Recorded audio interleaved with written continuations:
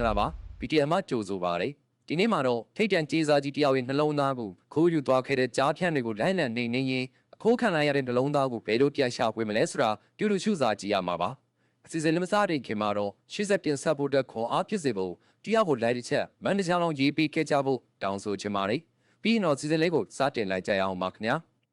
ဇလန်စာဇလိုက်ကြော်ကြီးချက်ဖာရရင်ပေါ်ကနေပြုတ်ကြပြီးဓမ္မနယ်ကောင်မှငြိမ်သက်စွာလဲလျောင်းနေခဲ့တဲ့နောက်ကားတစ်စီးကသူ့ကိုလာတည်သွားခဲ့ပါတယ်ဒီကြောင်းကတရေတွေမှလည်းအိုးကျွတ်ကျွတ်ပါလာခဲ့ပြီးချက်ဖာဒေါင်းတောင်းအဲရီရိုးလေကောင်ရဲ့ဝေဟင်ထက်သားနဲ့ပြုတ်ကျလာခဲ့ပြီးမြင်ကြီးဖို့ကေဆေးဖွဲ့တွေကမရောက်ခင်မှာပဲသူ့ရဲ့ခန္ဓာကိုယ်ကခင်းဖြစ်ပေါ်ရနေရာကနေပျောက်ဆုံးသွားပါတယ်လို့ဖော်ပြနေကြပါတယ်အခုချိန်မှာချက်ဖာခွဲစိတ်ကလေးပေါ်မှာလဲလျောင်းနေပြီးတခုခုကိုခွဲစိတ်ဥဒခံနေရပါတယ်အဲ့ဒါကပါလဲဆိုတော့သူ့ရဲ့နှလုံးသားပါပဲသူ့နှလုံးသားကိုလိုချင်တဲ့သူတွေကချက်ကိုစူပါမန်လို့ထင်နေကြတာပါဒီတော့အမြင့်ကြီးကနေပြုတ်ကျတာတော့ဒါမှလို့ဆိုရင်ရန်နာလန်ကိုကြွားညှမ်းလောက်ပြီးလေဆရာဝန်တွေကချက်ပြက်နှလုံးသားကိုခွဲထုတ်ပြီးတစ်တာတဲကိုထဲလိုက်ကြတော့အဲ့ဒီနှလုံးသားကိုယူသွားတဲ့သူကတော့ဂျွန်နီဘန်လို့ခေါ်တဲ့သူပဲဖြစ်ပါတယ်ချန်ပီယံတော်ဆရာဝန်တွေကသူ့ရဲ့တကယ်နှလုံးသားစားနှလုံးတုတစ်လုံးပေါ်အစားထိုးတက်ပေးလိုက်ကြပါတယ်ရန်နိုင်ငံကြာပြီးတဲ့နောက်မှာတော့ချက်ပြောက်ခန်းထဲမှာသတိပြတ်ရလာခဲ့ပြီးဘယ်သူမှမရှိတော့ပဲအမကြီးတယောက်ကသူ့ရဲ့ညီတော်မောင်ကိုကင်တွယ်စမ်းသပ်နေတာကိုပဲတွေ့လိုက်ရပါတယ်အဲ့ဒီမမကြီးထွက်သွားတဲ့ခါမှာတော့ဆရာဝန်ကဝင်လာပြီးသူ့ရဲ့အခြေအနေကိုစစ်ဆေးကြပါတယ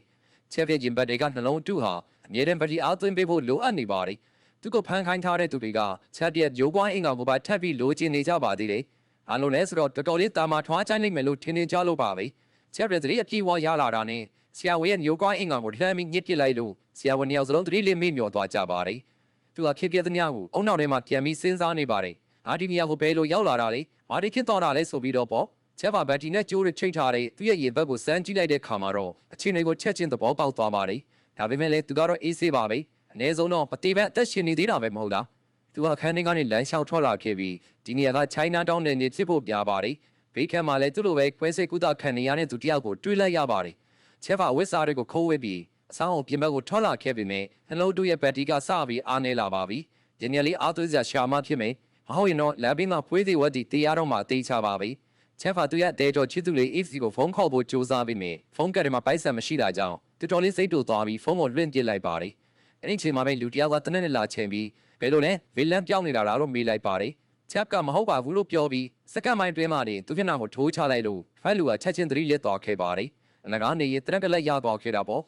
ချက်မှာလုံချိုရေးတွေဝိုင်းရန်ထားတဲ့အဲ့ဒီနေရာတစ်ဝိုက်ကိုလက်ပတ်ရှာပွေနေပြီးခဏနေရနှစ်ဖက်ဆောက်ပြီးတိုက်ခိုက်ကြပါတော့တယ်ချက်ကလူစိုးတွေကိုမြေဩဇာဖြစ်သွားစေကောင်သူ့နဲ့တွေကတနက်တွေလည်းတလက်ဗီတလက်ပြောင်းကင်နေပါတယ်လုံချိုရေးတယောက်ကတော့ကြည်စံထဲတာချင်းမမီတော့တာကြောင့်လက်နဲ့ချပြီးအရှုံးပေးလိုက်ရပါတယ်ချက်ကဒူးထောက်ခိုင်းလိုက်ပြီးဗင်ပေသူအတွက်လုံးလုံးနေတာလဲလို့မေးလိုက်တဲ့ခါမှာတော့အဲ့ဒီလူကဗင်ဖေအတွက်နှုတ်တာချင်တယ်လို့ပြန်ဖြေတာကြောင့်ချက်ကမျက်နှာကိုတစ်ချက်ဆော်ထည့်လိုက်ပါတယ်နောက်တော့သူဟာဆက်စီဟောင်းတွေတုပ်ပြီးတနက်ပြောင်းသွားတဲ့အဲ့ဒီလူရဲ့ခရီးတွင်တဲကိုထိုးထည့်ပြီးမင်းကတော့ငါနဲ့လာတွေ့တာကန်ဆိုးတာပဲဒီနေ့ငါနည်းနည်းအာယုံနှောင်းနေတယ်ငါနောက်ဆုံးတစ်ခေါက်ပဲထပ်မေးမယ်ဘာရဲ့ဘယ်ရီဒီကိုဘယ်သူခိုးသွားတာလဲလို့မေးလိုက်ပါတယ်အဲ့ဒီလူကချက်ချင်းမဖြေတာကြောင့်ချက်ကတနက်ကိုပိုပြီးငနက်ဆိုင်ဆိုင်ထိုးသွင်းလိုက်တဲ့ခါမှာတော့နောက်ဆုံးမှာတော့ဝိန်ခံလိုက်ရောက်ပါတော့တယ်သူရဲ့ဘယ်ရီဒီကိုခိုးသွားတဲ့ဂျွန်နီဘန်ဟာအခုစိဆိုင်ဘရက်ဆိုရှယ်ကလပ်မှာရှိနေတယ်လို့ပြောပြခဲ့ပါတယ်ချက်ကတနက်ကတော့မေးစီမှာပဲခဏသိမ်းထားလိုက်အောင်လို့နှုတ်ဆက်ပြီးခေါက်ခွာတော့ပဲကားတစ်စီးကိုလူယူမောင်းနေလိုက်ပါတယ်ဒါပေမဲ့နှလုံးတုကိုလဲပတ်ပေးနေတဲ့ဘက်တီအားကပုံကန်နီးဖြစ်နေတာကြောင့်ချက်ပြမျက်စိတွေဝေသွားတာပြီးကားတွေကလျှက်စစ်ဝါရကျိုးတွေကိုလှမ်းကြည့်လိုက်ပါတယ်အဲ့ဒါနဲ့ပဲချက်ဖာကားဘက်တီကနေနှလုံးသားကိုအားသိမ်းမှုအတွက်ဝါရကျိုးတွေကိုချိတ်ဆက်လိုက်ပါတော့တယ်အဲ့ဒီချိန်မှာပဲလုံချိုရေးတွေကကြေးလာကြပြီးမြင်ချက်ပြဘက်တီကတော့အားပြည့်ပြန်ဖြစ်သွားပါပြီတော်တော်လေးကိုမြန်လုံးပါတယ်ချက်ဖာကြည်စံမိုးတွေကြားတဲ့ကနေကားကိုအတင်းမောင်းထွက်သွားခဲ့ပြီးသူရဲ့ဆက်ကြုံကိုဖျက်ကျော်ကလမ်းမကြီးပေါ်ရောက်အောင်မောင်းနေသွားခဲ့ပါတော့တယ်ပလက်တီမေးစီဟောင်းကြီးဖြစ်တဲ့ဒေါက်တာမိုင်းစီကိုဖုန်းဆက်လိုက်တဲ့အခါမှာဒေါက်တာကြီးကပင်မတည်သေးဘူးလားဆိုပြီးတီးသွားတဲ့အထိအံ့ဩသွားပါတယ်ချက်ကတော့မတည်သေးပေမဲ့တေဖို့တော့နေပြီတရုတ်ကြားဖြန့်တွေကငါနှလုံးသားကိုခွဲထုတ်သွားလို့အခုဘက်တီနဲ့ချိတ်ထားတဲ့နှလုံးတုကိုတက်ထားရတယ်အတီအားကိုငါတည်သွားလိမ့်မယ်လို့ပြောလိုက်ပါတယ်ဒေါက်တာကနှလုံးတုတက်ထားရင်တော့အများဆုံးတစ်ရက်သုံးရက်ထက်ပိုပြီးအသက်မရှင်နိုင်ဘူးဒီတော့တွင်းမှာဗီယက်ကိုပိုင်နှလုံးသားစစ်ကိုပြန်ရှာပြီးအငြင်းဆုံးအစားထိုးမှဖြစ်မယ်လို့အကြံပေးလိုက်ပါတယ်ချမ်ကချင်းတွေကိုပြောပြနေတော့မှပဲဘတ်တီအားကလည်းတတုံးမဲ့ကြံမာတော့တယ်ဒေါက်တာကဆက်ပြီးရှင်းပြပါသေးတယ်သူတို့ထည့်ပေးလိုက်တဲ့နှလုံးတုဟာ RV ကောစနစ်ဖြစ်ပြီးအထဲမှာအရက်ဘတ်တီပါရှိပါတယ်ပြင်ဘတ်တီအားကုန်သွားတဲ့ခါမှာအရက်ဘတ်တီကလှုပ်လှုပ်မှဖြစ်ပြီးကအဖို့ဒက်စီကန်လို့ပါပဲအတွင်းဘတ်တီကစတဲ့လှုပ်လှုပ်လာခဲ့ရင်တော့ချက်ကအချိန်တနာရီပဲရအောင်တော့မယ်အဲ့ဒီအတွင်းဘတ်တီကိုတော့ကျိုးမလို့ပဲအားသွင်းလို့ရပြီးရက်စစ်တမိုင်းလိုင်းတွေကတစ်ဆက်အားသွင်းပေးရတာဖြစ်ပါတယ်ခဏကိုယ်ထဲမှာ coin နှစ်ခုပါဝင်ပြီးတစ်ခုကအထဲမှာတစ်ခုကပြင်မှာရှိနေက ဒီရပြားကိုဖောက်စရာမလိုပဲဒီစစ်တန်လိုက်ဆွဲအိတ်ကိုလွှဲပြောင်းပေးတာဖြစ်တယ်လို့ချီချီဝဝေးကြီးရှင်းပြလိုက်တာကိုချက်ပါတလုံးမှနားမလဲပါဘူး။နင်းပါစကားတွေပြောနေတာလေလူလူပြောစမ်းပါလို့ချက်ပြောလိုက်တဲ့ခါမှာတော့ဒေါက်တာကလိုရင်းတူရှင်းမဲ့မင်းရဲ့နှလုံးတို့အပြေလုံးလုံးနေအောင်ခန္ဓာကိုယ်ထဲကိုရက်စစ်တအားသွင်းပေးရမယ်လို့ပြောလိုက်ပါတော့တယ်။အဲ့ဒီတော့မှချက်ပဲနားလေသွားပြီးစောစောကပြောရင်ပြီးနေတာပဲကိုလို့ပြောလိုက်ပါတယ်။ဒေါက်တာကလည်းချက်မသိသေးတော့ဝမ်းသာနေတာပါ။အဲ့ဒီချိန်မှာကားတစ်စီးကဘေးကျရှင်ပြီးမောင်းလာတာကြောင့်ချက်ကဆိုင်ပရက်ဆိုရှယ်ကလပ်ကဘေးမှာလေလို့လှမ်းမိပါတယ်။ဒါပေမဲ့တစ်ဖက်ကားကိုပဲအာယုဆိုင်ကြည့်မိနေတာကြောင့်လမ်းဘေးတာစီကိုဝင်တိုက်မိပြီးမှန်ကိုဖောက်ထွက်ကလမ်းပေါ်ကိုလွင့်ကျသွားပါတော့တယ်။ဒါပေမဲ့ဒီလောက်ကတော့သူ့အတွက်အေးဆေးပါပဲ။ဒီရင်တစ်ခေါက်ကရိုင်းရင်ပေါ်ကပြုတ်ကျတာတော့ဘာမှမဖြစ်တဲ့သူပဲလေ။ချက်ကကားစီကိုပြန်လျှောက်သွားဖို့ကြိုးစားပေမဲ့သူ့ရဲ့အင်ဖက်တီကတော့ပြက်စီသွားပါပြီ။သူကဒေါသတစီနဲ့အဲ့ဒီဘက်တီဖူးကိုလွင့်ပြစ်လိုက်ပါတယ်။ခုချိန်မှာတော့နှလုံးတုထဲမှာအရင်ဘက်တီပဲကြံတော့ပြီးအချိန်တနာရီပဲရှိပါတော့တယ်။ဒီနေ့လေးအာသွင်းကြမရှာနိုင်တော့ဒီပိုတေးရတော့မှာပါ။ဘိုးဘကဆေးရုံကားလေးကထွက်မတော်သေးတာကိုတွေ့တော့ချက်ကဆိုရှယ်ကလပ်ကပေဘက်မှာလဲလို့နောက်တစ်ခေါက်ထပ်မေးလိုက်တော့အဲ့ဒီလူကလည်းဟိုဘက်မှာတော့ကြော်ပြပေးပါတယ်။ချက်ကကွနီလက်စားနဲ့နောက်ဘက်တီလေးပေါက်ပူပြီးကြမ်းပေးပါအောင်လို့ပြောလိုက်ပါတယ်။သူနဲ့နှစ်ယောက်ကလည်းကားပေါ်ဆင်းလာပြီးသူကအခြေတွေကတက်စီနေတာကြောင့်ဒီကားကကြမ်းပေးလဲမောင်းလို့ရတော့မှာမဟုတ်ဘူးလို့ပြောတဲ့ခါမှာတော့ချက်ကကားကိုမဟုတ်ဘူးနိုင်ရဲ့ကိုယ်တွေကိုကြမ်းပေးရမှာလို့ချက်ချင်းပြတ်ပြောလိုက်ပါတယ်။ဒီခြေတွေရောက်လာမှာတော့ဘာပဲဒီလောက်ရတော့မှာမလို့သူတို့လည်းစားတင်ပြီးအနှုတ်ကြိုးကိုချက်ပြက်နှုတ်သီးတော်မှပြက်အပေါင်းကြိုးကိုတော့ရှာမှညှက်ပေးပြီးကားသမားကလီဗာကိုနင်းလိုက်ပါတယ်။ရဲစစ်တပ်အားတွေကချက်ပြက်နှလုံးတုထဲကိုစီးဝင်သွားပြီးရဲစစ်တမိတ်တွင်မှတင်အားပြည့်ပြန်ဖြစ်သွားပါတော့တယ်။အဲ့ဒီနောက်မှာတော့ချက်ပြအောင်အားရရန်တက်ကြွလာပြီးဂလက်ရှိယာဘောအမြဲဆုံးပြေးသွားပါတော့တယ်။ဂလက်ကိုရောက်သွားတဲ့ချိန်မှာပဲဘိတ်ကလေးတယောက်ကဝိုင်းတုံကြီးတယောက်နဲ့အတူတကားကိုဝယ်တိုက်ပြီးထွင်းထွက်လာပါတယ်။ချက်ကမင်းကဂျော်နီလာလို့မေးလိုက်တဲ့အခါအဲ့လူကချစ်မဟုတ်ဘူးလို့ပြန်ဖြေတော့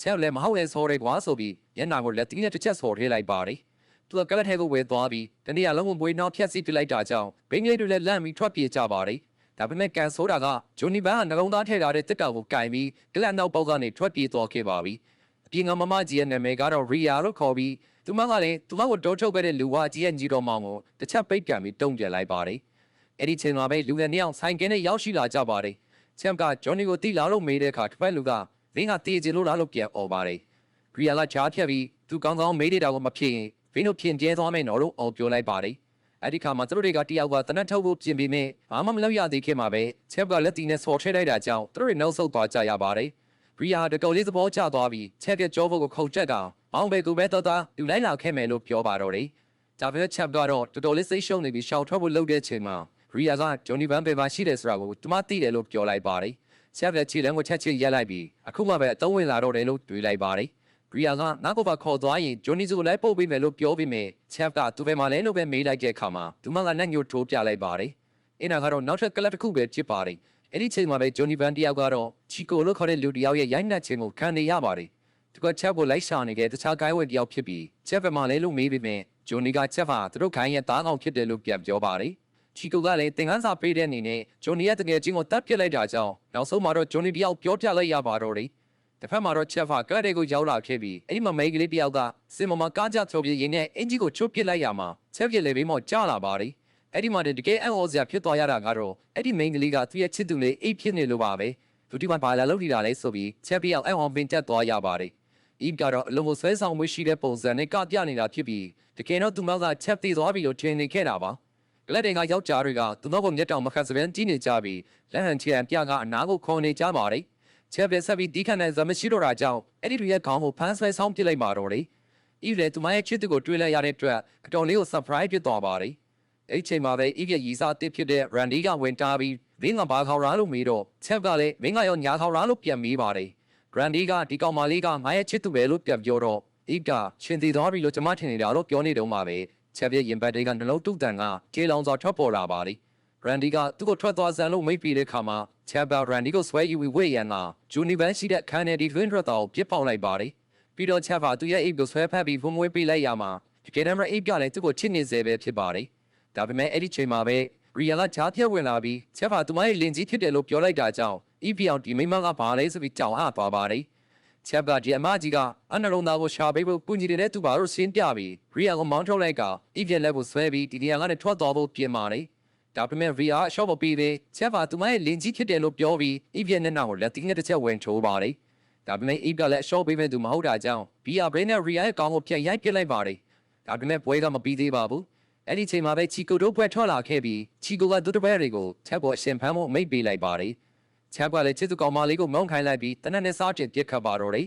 ချီကိုကထွက်ပြေးသွားပြီးချက်ကတော့လူစိုးကောင်တွေအားလုံးကိုဗရဒရာလန်ကိုကြွားမြန်းစီကောင်နေရဲတိပိုးပစ်လိုက်ပါတယ်သူကကြံနေတဲ့လူစိုးတယောက်ကိုတော့မင်းတို့ရဲ့ခေါင်းဆောင်မှာပဲသူလေငါးစီကဘာကိုလိုချင်နေတာလဲလို့မေးလိုက်ပြီးတကယ်တော့ချီကိုရဲ့ထက်ကအကြီးဆုံးခေါင်းဆောင်ကတော့ဝူရိုမဲဖြစ်ပါတယ်ဝူရိုကချက်သိသွားတာကိုသူ့မျက်စိနဲ့ပိုတိုင်းမြင်ချင်နေတာကြောင့်အရှင်ဖမ်းခိုင်းထားတာဖြစ်ပါတယ်ချက်ကအဲ့ဒီလိုတက်ပြဖို့လုပ်ပြီးနဲ့ကြီးစံကပုံနေပါတယ်သူကအေးစီကိုရှောက်သွားတဲ့ခါမှာရီယာကလည်းလိုက်ခဲ့မယ်ဆိုပြီးမရမကပူဇာနေပါသေးတယ်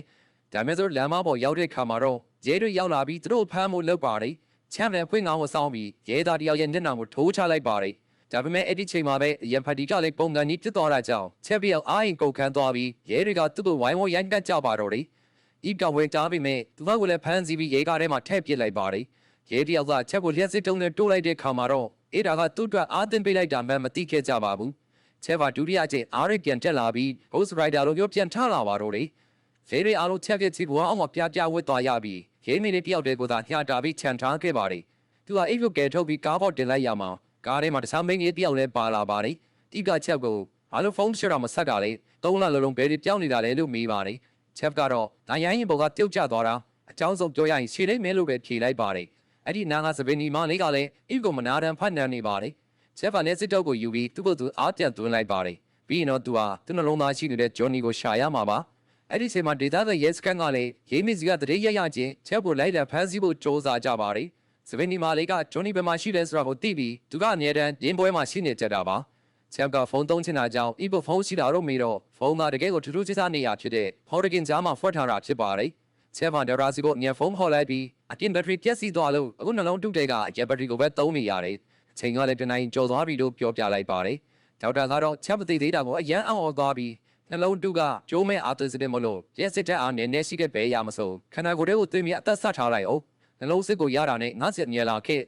ခွဲစစ်ပြီးပြန်ထည့်ပေးမယ်လို့ပြောပါတယ်ချက်လည်းနားလေသွားပြီးအဲ့ဒီချိန်မှာပဲအကြာအောင်မင်းသမီးရဲ့ဆန္ဒပြပွဲနဲ့တိုးနေတာကြောင့်ကားဆက်မောင်းလို့မရတော့ပဲလမ်းလျှောက်ပြေးရပါတော့တယ်လမ်းမှာဖွေးခေါ်လာတဲ့မျိုးသားနှစ်ယောက်ကိုတွေ့ပြီးခွေးလက်ဘက်မှာရက်စစ်တဲ့ RBC နဲ့ပါဝင်နေတာကိုချက်မြင်သွားပါတယ်သူကအဲ့ဒီလက်ဘက်ကိုလွတ်ယူပြီးသူ့ရဲ့လက်ဘင်းကပတ်လိုက်ကောင်အဲ့ဒီမျိုးသားကိုဓာတ်လိုက်ခိုင်းပါတော့တယ်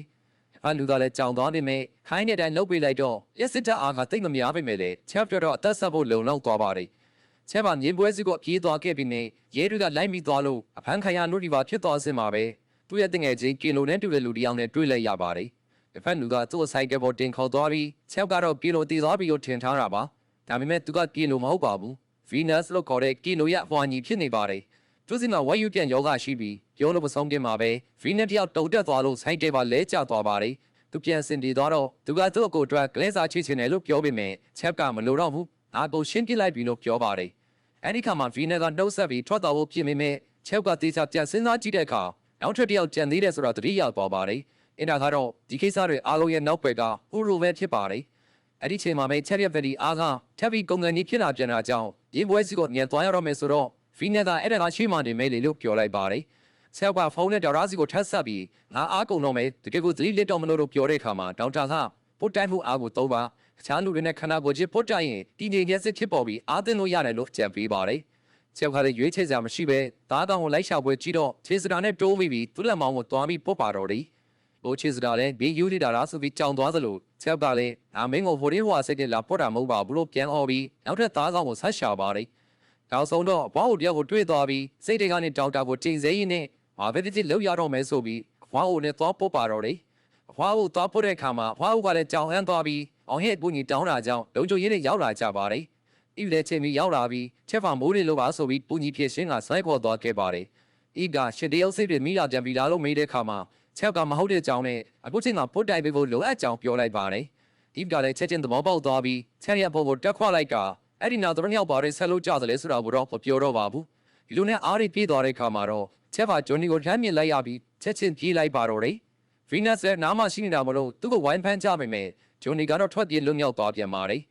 အဲ့ဒီချိန်မှာပဲဒုံကင်ရောက်လာပြီးသူတို့ကားပေါ်တက်ခိုင်းပါတယ်ချက်ကသူ့ရဲ့နှလုံးသားကိုဂျွန်နီကခိုးသွားတဲ့ကြောင်နဲ့အားမကုန်ခင်မှာပြန်ယူရမယ်လို့ရှင်းပြပါတယ်ဗီနပ်စ်ရောက်တော့နောက်တစ်ခါဝယ်ယူပြန်လာတာကြောင့်ဒုံကင်ကသူ့ကိုကားပေါ်ကနေကန်ချပစ်လိုက်ပါတယ်ဒုံကင်ကချက်တဲ့နှလုံးသားကိုဘယ်သူယူသွားလဲဆိုတာသိနေပါတယ် တကယ်တော့ဂျွန်နီဆိုတာကကလေးကလာလက်ပါစီသက်သက်ပဲဖြစ်ပြီးအနောက်ဘွယ်ကတကယ်အရှိတကင်ကြီးကတော့ဘုံတောင်လို့ခေါ်တဲ့အသက်တရာနီးပါးရှိနေပြီဖြစ်တဲ့တရုတ်မာဖီးယားကြီးဖြစ်ပါတယ်။သူကတေလူမျိုးပါဖြစ်နေလို့နှလုံးသားတကုတ်အရေးပေါ်လိုအပ်နေတာပါ။သူတို့ရဲ့နှလုံးသားကိုထဲကြည့်ပေမဲ့အစင်မပြေခဲ့ပါဘူး။နောက်ဆုံးကတော့ချက်ပြက်စုပါမန်တို့နှလုံးသားအကြောင်းကိုကြားသိသွားတာကြောင့်အဲ့ဒါကိုလိုချင်နေခဲ့တာဖြစ်ပါတယ်။ဆက်ကဒါဆိုရင်ဘူရိုကဘာဆိုင်လို့လဲလို့မေးတဲ့အခါမှာဂျိုကင်ကဘုံတောင်နဲ့ဘူရိုကစီးပွားပြန်ဘက်တွေလို့ပြောပြခဲ့ပါတယ်။ချက်မဲ့ရာအားတို့သဘောပေါက်သွားပြီးလှုပ်ဆက်ထွက်ခွာဖို့ပြင်ဆင်ပေမဲ့ဂျိုကင်ကတော့ချက်ကိုဘုံတော်စီမှာအနံပြီးတော့စုကျင်းတွေမြောင်းများထုတ်ယူဖို့အတွက်ရည်ရွယ်ချက်နဲ့ဖမ်းလာတာဖြစ်ပါတယ်။ချက်လဲချက်ချင်းမဲ့သဘောပေါက်သွားပြီးစောင်းရမျက်နှာကိုလက်သီးနဲ့ထိုးချတာတတက်ကိုလွတ်ယူပြီးပြစ်ခတ်ပါတော့တယ်။သူကဒုံကရင်တစ်ဖက်ကိုလူသားတိုင်းပြစ်သုံးလိုက်တာကြောင့်ရလက်ကတော့ဒုံကတယောက်မရဏလန်းကိုကြွားမြန်းပြီးတရေပြစ်ရောက်သွားတော့တာပါပဲ။ချက်တာကားမော်ကနေဆင်းလိုက်တဲ့အချိန်မှာတော့ဖတီအားကပုံစံကြီးဖြစ်နေပြီမဲ့ရစ်စစ်တပ်အားမြေပုံကိုတွေ့သွားတာကြောင့်အာသိမောအသင့်ပြင်လိုက်ပါတယ်။ချက်ကောင်တချီတော့အားသွင်းလိုက်တော့တော်တော်လေးကိုပြင်းထန်လုံးလို့သူ့ရဲ့ကိုယ်ပါလွန်းထွက်သွားခဲ့ပြီမဲ့ဘက်ထရီကတော့အားပြည့်ပြန်ဖြစ်သွားပါပြီ။ရင်းမွေးကသတင်းတွေကလည်းဟိုးဟိုးကျော်သွားပြီးချက်ဖာလုံခဲ့တဲ့3လကချိုင်းနာတောင်းမှာချစ်သူကောင်မလေးနဲ့တူတူဝဲကြံပြခဲ့တဲ့သူဖြစ်မှန်လူတိုင်းသိသွားကြပါတယ်။တစ်ဖက်မှာတော့ဘူရောဟာချီကိုကချက်ကိုဖက်ဖို့ပြက်ကွက်ခဲ့တာကြောင့်တော်တော်လေးကိုဒေါသထွက်နေပြီးဂိုင်းရဲ့ထုံးစံရာတစ်တဲ့အနေနဲ့ချီကိုရဲ့နှုတ်ထိပ်ဘူးကိုဖျက်ခိုင်းတာကြောင့်ချီကိုကသူ့ရဲ့ထိပ်ဘူးကောင်နှစ်ဖက်စလုံးကိုဖျက်ပစ်လိုက်ရပါတယ်။အဲ့ဒီနောက်ဘူရောကချက်ကိုရအောင်ပြန်ဖမ်းဖို့ထပ်ပြီးအမိန့်ပေးလိုက်သလိုတစ်ဖက်မှာအိဗာလည်းရန်ဒီနဲ့ပြန်တွေ့သွားပြီးရန်ဒီကချက်ပါလူရဲသားကြည့်မလို့သူ့စစ်ကိုပြန်လာဖို့ပြောပေမဲ့အိဗ်ဒါရစိတ်မဝင်စားပဲရန်ဒီရဲ့မျက်နှာကိုဆွဲထုတ်လိုက်တာတတိလစ်သွားပါတယ်။သူကလမ်းလျှောက်ရင်းနဲ့ဗီနက်နဲ့လမ်းမှာဆုံခဲ့ပေမဲ့တယောက်နဲ့တယောက်မသိကြပါဘူး။ဒါပေမဲ့သူမဟာပြင်းပွဲမှာညာပြည်သူရှဲချစ်ချမ်းခဲ့မှုနဲ့ရဲတွေရဲ့ဖမ်းဆီးခြင်းကိုခံလိုက်ရပါတယ်။ဗီနက်ကလည်းပူရိုဝန်လိုက်ရှာဖို့အတွက်တကယ်ချင်းဖြစ်သူအော်လန်ဒိုစီကိုဖုန်းဆက်ပြီးအပူညီတောင်းပါတယ်။ချက်ကတော့လူနာတီကားစီကိုတွေးတာနဲ့အားဝင်ဖြစ်ပြန်ပါတယ်။သူကဆေးဝန်တန်းတွေကိုတနက်နဲ့ချိန်ပြီးအားစီမှာအာဗီကိုနှလုံးတူးတက်ထားတာမလို့နှလုံးထိုးဆက်နဲ့အခုချက်ချင်းအားသွင်းပေးစမ်းလို့အမိန့်ပေးလိုက်ပါတယ်။ဆေးဝန်တန်းတွေလည်းကြောက်ကြောက်လန့်လန့်နဲ့လှုပ်ပေးလိုက်တာကြောင့်အားပြစ်ပြန်ဖြစ်သွားပြီးအဲ့ဒီချိန်မှာဂျွန်နီကိုလည်းလှမ်းမြင်လိုက်ရပါတယ်။ဒါပေမဲ့ရီယာကလည်းအဲ့ဒီနားမှာရှိနေပြီးချက်ကိုမြင်တာနဲ့ပြေးလာစင်မှာပဲကားနဲ့တိုက်မိပြီးလွင့်ထွက်သွားပါတော့တယ်။ချက်ကဂျွန်နီကိုစပြီးပြစ်ခတ်တော့ဂျွန်နီကလည်းပြန်ပြစ်ရင်းနဲ့ရက်စစ်တပ်အာဗီစိတ်ရုံချဲကိုထွက်ပြေးသွားပါတယ်။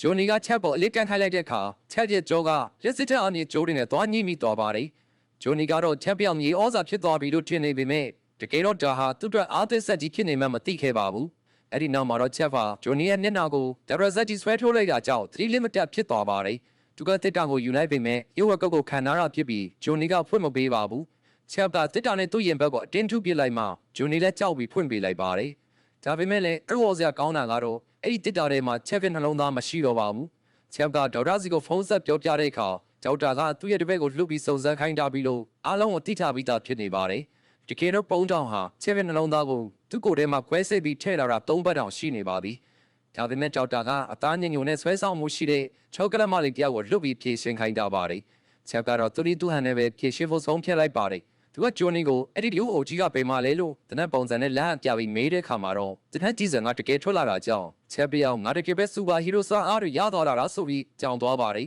။ဒီကဲတော့အဲ့ဒါကချီကိုတို့ပွဲကလာတစ်တာဖြစ်ပြီးချက်ကတော့အနောက်ကနေရိုက်ခံလိုက်ရလို့သတိလက်သွားပါတယ်။အဲ့ဒီချိန်မှာတော့ပုံတော်ဟောင်အိုနေပေမဲ့အလုံးသားသားမအိုသေးပဲဗိန်းလေးတွေကိုလက်ပြနှုတ်ဆက်နေစင်မှာပဲဒေါက်တာလွတ်လိုက်တဲ့ချောကလက်မလေးနဲ့တွေးဆုံခဲ့ပါတယ်။သူမကနည်းနည်းလေးဆွဲဆောင်လိုက်တာနဲ့ဘိုးကြီးကကားပေါ်တက်ဖို့ဖိတ်ခေါ်ပါတော့တယ်။တစ်ဖက်မှာတော့ချက်ပါပြည်လပြက်လဲမှာကျိုးနဲ့ချီနှောင်ခံထားရပြီးဆက်လင်းနဲ့ဆွဲခေါ်ခြင်းခံနေရပါတယ်။ချက်ကတော်တော်လေးကိုဒေါသထွက်နေပြီးချီကိုကိုငါလွတ်သွားရင်တော့မစ်သေးပြီးသားမှတ်လို့အော်ပြောလိုက်ပါတယ်။သူတို့ကတော့တော်တော်လေးကိုကျေနပ်နေကြပြီးချက်ပြက်ကိုမှာတော့ဘက်ထရီချိတ်ပေးထားတာကြောင့်သူကတော့မတည်သေးပါဘူး။တစ်ဖက်မှာတော့ဗီနက်စ်ဟာရီယာနဲ့တွေးဆုံခဲ့ပြီးသူတို့တီးကြွတော့မကြသေးခင်မှာပဲအော်လန်ဒိုကဗီနက်စ်ကိုလာခေါ်ပါတယ်။သူတို့ကဟိုရိုစီကိုသွားဖို့ပြင်ဆင်နေကြတာဖြစ်ပြီးရီယာကလည်းသူမရဲ့လင်ကြီးချက်စီကိုသွားမယ်လို့ပြောတဲ့အတွက်ဗီနက်ကသူမကိုတခါတည်းခေါ်သွားခဲ့ပါတယ်။တစ်ဖက်မှာလည်းအီဗလီဟာဂျယ်ရီရဲ့စစ်စစ်မီးမြတ်မှုကိုခံနေရပေမဲ့ဘာမှပြန်မပြောဘဲနေခဲ့ပြီးနောက်ဆုံးမှာတော့အာမောက်ကန်နဲ့လွတ်လာခဲ့ပါတယ်။ကက်တလီနာကျောင်းမှာရှိတဲ့ဟိုရိုရဲ့စခန်းမှာတော့ဂျီကူကန်ဘေးမှာမိန်းကလေးတွေဓာတ်ရှိနေပြီးချက်ပေါ်လဲဟိုရိုရဲ့ရှေ့မှာဒူးထောက်ခိုင်းထားပါတယ်။ဒီကဲတော့ဟိုရိုကချက်ကိုဖမ်းလိုက်ရတဲ့အကြောင်းရင်းကတော့သူဟာပထမပိုင်းမှာချက်သက်ပစ်လိုက်တဲ့ဗီရိုနာနဲ့အဲလက်တို့ရဲ့အပေါ်ကြီးဖြစ်နေလို့ပါပဲ။သူကကလေးစားချစ်ခြင်းပေမဲ့ဒီနေရာမှာချက်ချင်းမတက်သေးပါဘူး။ဘာလို့လဲဆိုတော့ချက်တည်သွားတာကိုရည်ချင်တဲ့သူနောက်တစ်ယောက်ရှိနေသေးလို့ပါ။အင်းကတော့ဗီရိုနာပဲဖြစ်ပြီးပထမပိုင်းကရဲရင်ပေါ်ကနေချက်နဲ့တူပြုတ်ကျခဲ့ပေမဲ့အခုချိန်တော့မသေးနိုင်သေးပဲဇီကန်ထဲမှာကောင်းပြက်ကြီးသက်သက်ပဲကြံရစ်ကကျိုးတွေနဲ့ချိတ်ဆက်ထားရလို့အသက်ရှင်နေတာဖြစ်ပါတယ်။ ဘူရိုကချက်ပြကြောပြေကိုကျိုးနဲ့စမပြတ်ရိုက်နှက်နေပြီးရဖြစ်သူကလည်းအဲ့ဒါကိုကြည့်ပြီးကျေနပ်နေပါတယ်ဒါပေမဲ့အဲ့ဒီချိန်မှာပဲဖီနက်တို့ဖွဲ့ဟာသူ့ဖြစ်သူကကလေးစားချေဖို့အော်လန်ဒိုရဲ့ခိုင်းသားတွေရီယာနဲ့တူကိရဇာမာလေးတွေကပါအောက်စင်လိုက်ခေါ်လာပြီးရောက်လာကြပါတယ်သူတို့အားလုံးတနက်တွေနဲ့ဟိုရိုဘတ်ကိုချိန်ထားကြပြီးစကားတွေအများကြီးပြောနေတော့ပဲတစ်ဖက်စလုံးအပြန်အလှန်ပြစ်ခတ်ကြပါတော့တယ်ချက်ကလည်းခွင့်ကောင်းယူပြီးဘူရိုရဲ့လေဘင်းကိုတင်းညှင်းပစ်လိုက်ပါတယ်ချီကိုကနောက်ကနေချက်ကိုလက်စစ်နဲ့တိုးလိုက်တဲ့အခါချက်ကဂျေဆုပဲကွာပိုပြီးတိုးပေးစမ်းပါလို့ပြောပါတယ်သူကချီကိုသတိပေးထားတဲ့အတိုင်းပဲစပယ်ရှယ်ဓာတ်နဲ့ထိုးပြီးဒီဝါစာလောက်ကငရေပြပို့လိုက်ပါတော့တယ်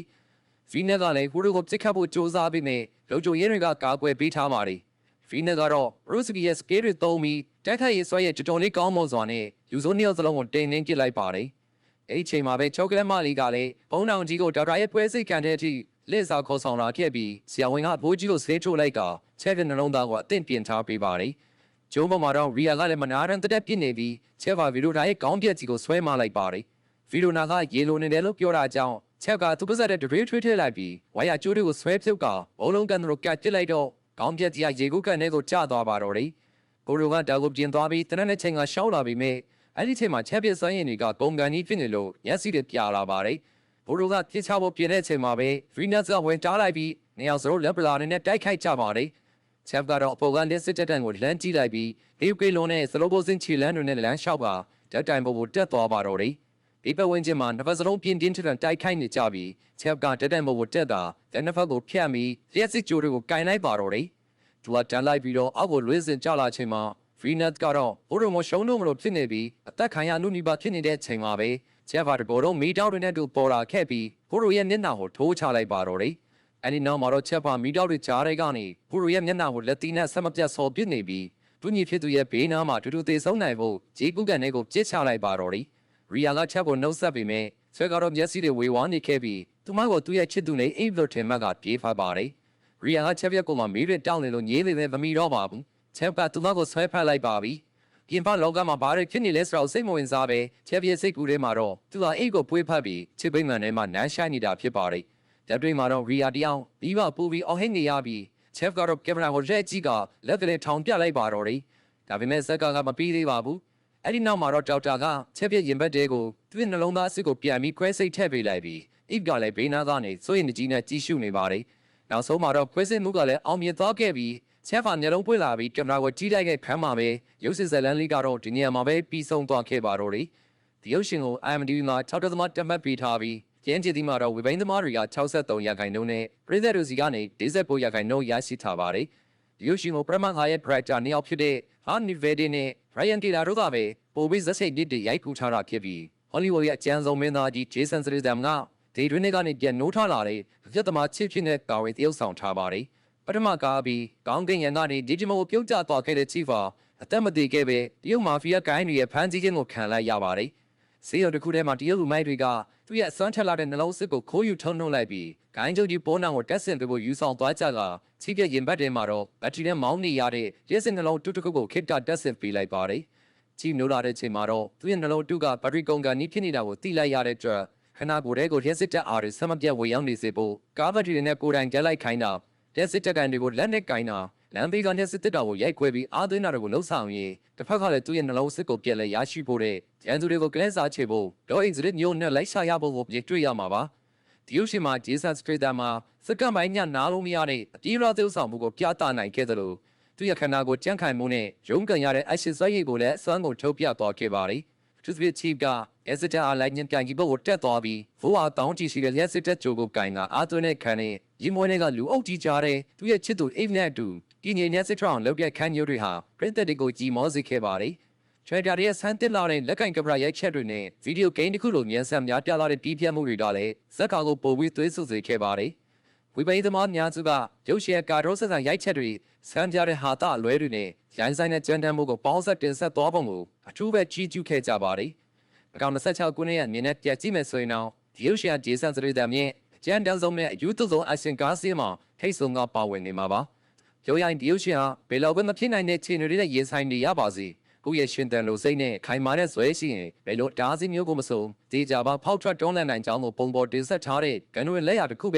ဖြစ်ပါတော့တယ်။ဆိုဒီအားပေးခဲ့ကြတဲ့ဗစ်တက်ရောက်စီတိုင်းကိုကျေးဇူးထူးပဲတင်ရှိပါကြောင်းနဲ့ဘ သက်များနဲ့တကွာတိုင်းပြည်နဲ့ဒူသားမျိုးနွယ်ကိုစိတ်မခတ်သူများအားလုံးကျမ်းမာပေးတင်ကြပါစေကျွန်တော်ကတော့ပြင်ဆက်သူရုပ်ဖေပဲဖြစ်ပါတယ်